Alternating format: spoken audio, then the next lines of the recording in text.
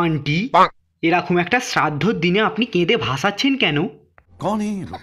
এই 12 ভাতের এটার যখন শ্রাদ্ধ হবে, ওর বাবা বলেছে খিচুড়ি আর ডিম ভাজা খাওয়াবে। সেদিনের কথা ভেবে ভীষণ কান্না পাচ্ছে।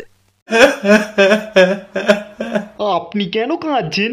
ও যেদিন কেলিয়ে যাবে সেদিন তো আপনার লাইনটাই ক্লিয়ার হয়ে যাবে। ছেলেটার নামটা কিন্তু হেব্বি, আবাল চোদা।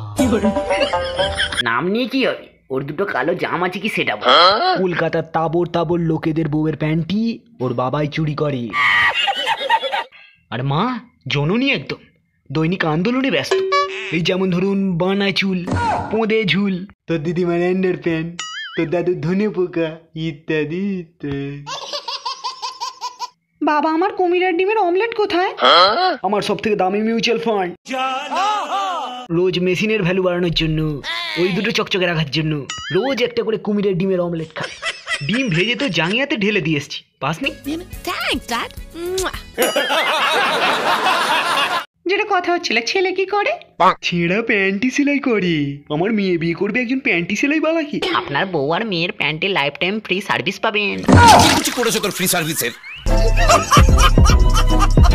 আরে পিসি, তুমি কখন এলে? আসলে কাকু না আমাকে কাকিমা স্যার দড়ি পড়াতে দিয়েছে। ছাদ থেকে আমার প্যান্টিটা কে চুরি করেছে অভি? আমি এখানে 3 দিন ধরে ল্যাংটো হয়ে ঘুরছি, আর তুমি আমার প্যান্টি চুরি করে ওতে পাঁপড় শুকাতে দিয়েছো। না না পিসি, আমি তোমাকে দোষারোপ করছি না অভি, ফুটো প্যান্টি শুকোতে দেওয়াটাই আমার দোষ। 30 টাকায় সেকেন্ড হ্যান্ড প্যান্টি কেনা যে অন্যায়, আর তার থেকেও বড় অন্যায় সেটাকে ছাদে শুকাতে দেওয়া। আর তারই তো মাসুল গুনছে আমার প্যান্টিটা। না পারছে পাঁপড় থেকে সরে এসে আমার পোঁদে গলতে, আর না পারছে উড়ে এসে আমার ছাদে পড়তে। অভি, সারাটা জীবন আমায় ল্যাংটো হয়ে ঘুরে বেড়াতে হবে, তুমি তো বুঝতে পারছো?